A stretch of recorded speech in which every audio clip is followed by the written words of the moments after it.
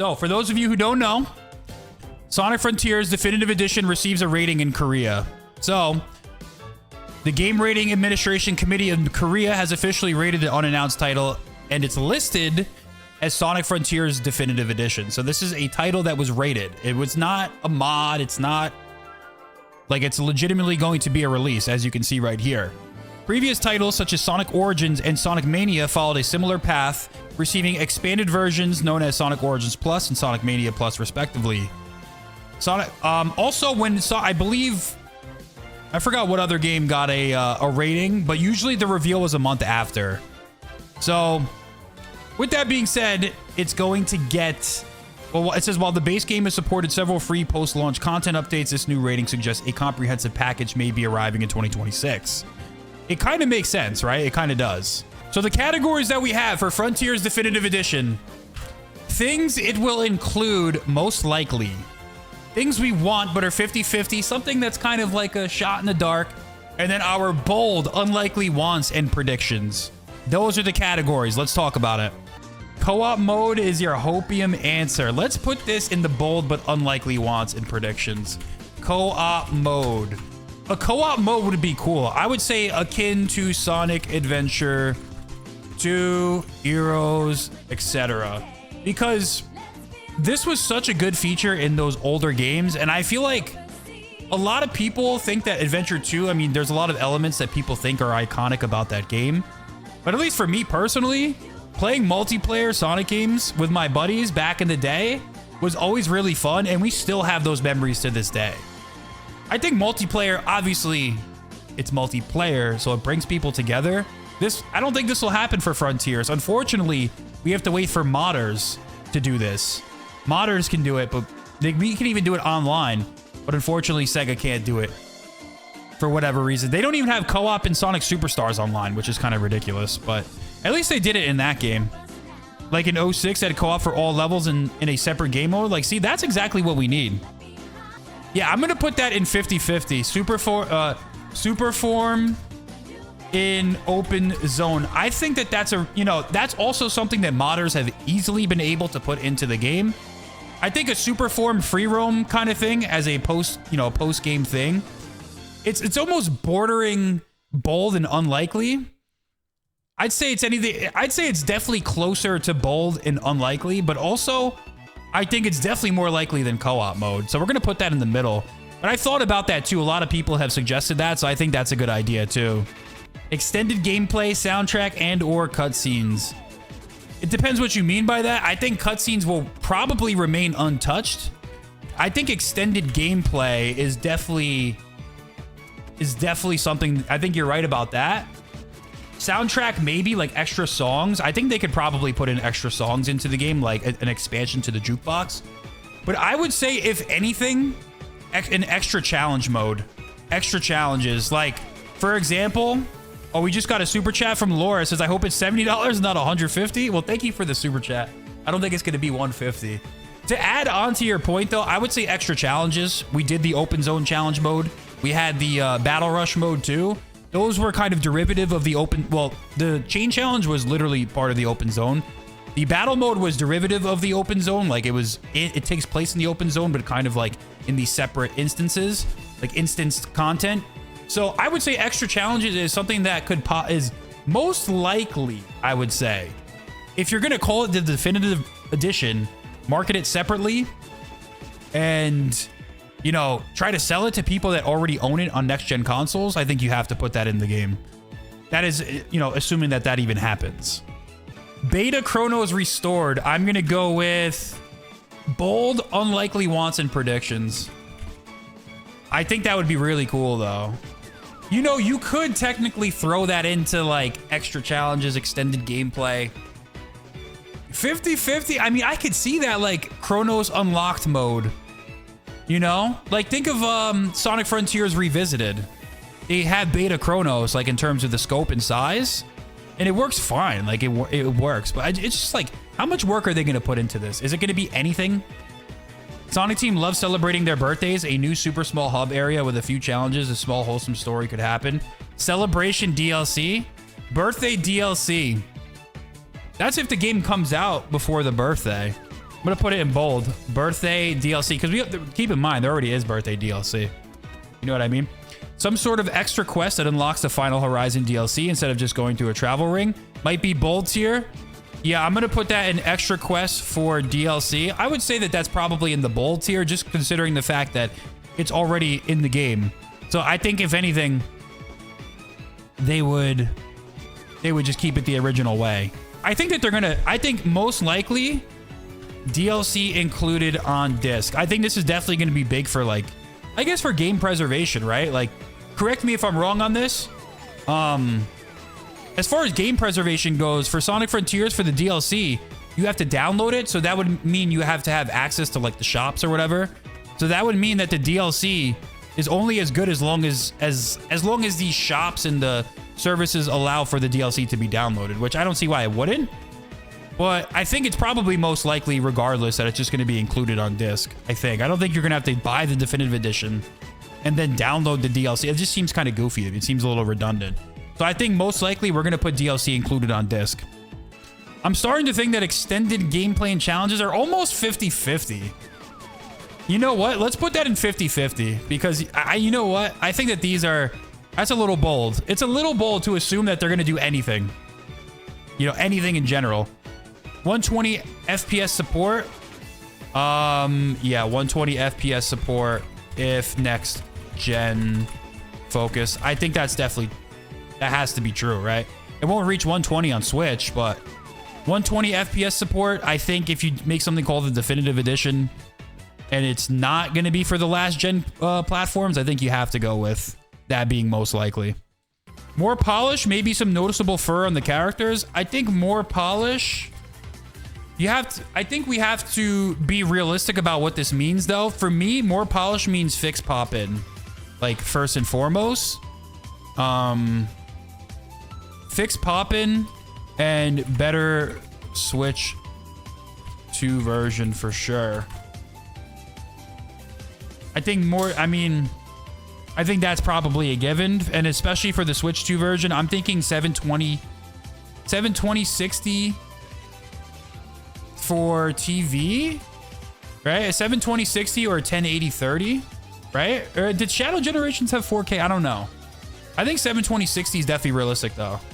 Like, I think that's a lock for Switch 2 version. New achievements and trophies for completionists. New achievements. Well, let's take a look at... You know what? Here's how we'll determine if that's true or not. Okay, so Persona 5 has Persona 5 Royale. New achievements. I think that's probably true. I think there's going to be a big overlap in achievements. But think of two things. Sonic and Shadow Generations and Persona 5 Royale. Both of those games technically had a different set of achievements. So I'm going to go with new achievements. I think that's most likely to be included into the game. I mean, especially if you're a completionist. If you're a platinum trophy guy, you're going to want that in the game. Especially if you're going to want to purchase the game. New achievements, I think we're going to put that in the most likely category. Tails, Knuckles, and Amy playable on all islands. Ooh. So where was that? So this is where is it? I saw Tails, Knuckles, and Amy on all islands. Where did I see that? Yeah, right here. I'm gonna put that in. It's close to 50-50, but I want to say that that's a bold prediction. I'm gonna say Tails, Nux, Amy, playable on all islands. I think that's... I'm going to put that under bold. I think it's close to 50-50, though. I think it's close to 50-50. Because I think you could definitely include them. Like, for example, Tails is the character on Chaos Island. Knuckles is the character on... what's the second one? Ares Island. Amy's the character on Chronos. You could put new platforming challenges for each character on each island and just do something around their moveset and test out new ideas. Bold, though. A little bold, because it just... We could just literally be getting nothing for the definitive edition. We have to keep that in mind. I also want to expect the unexpected, and potentially there could be surprises. Close to 50-50, but let's put it in the bold category. Metal Sonic Frontiers. I'm going to put that in... the bold category, because That's pretty bold, especially if it comes out in 2026. But if this is a November release, a Metal Sonic campaign in Frontiers is almost close to like 50-50 because they're going to do some type of game tie-in with the movies. Oh yeah, so for whoever said Metal Sonic Frontiers, there is discussion about how they want the brand synergy to be aligned around the movies. Not necessarily like the movies are making it into the games. It's more so like there's going to be some cross-marketing akin to like Shadow Generations DLC. Like that makes sense. So I could... Bold and unlikely, but also closer to 50-50, maybe. Episode Shadow to explain Chaos Island and Shadow Gens. Bold for sure. Yeah, Shadow campaign. I'm going to say think Chaos Island in Shadow Gens. Explained in Frontiers. I'm going to put that in bold because that's very bold. But again, these are things that could definitely happen. They'd probably want to shoehorn Shadow into the game. I wouldn't be surprised about that. The 2 exclusive Japan DLC. There was like the football Coco one, right? Something like that. Yeah. So let me re-explain this. Retold and new perspective is what I meant by that. Not explained as in we don't know why it happened. So just new POV. Like he's in the open zone running around, but that like technically that is telling the events of like him running through the level essentially.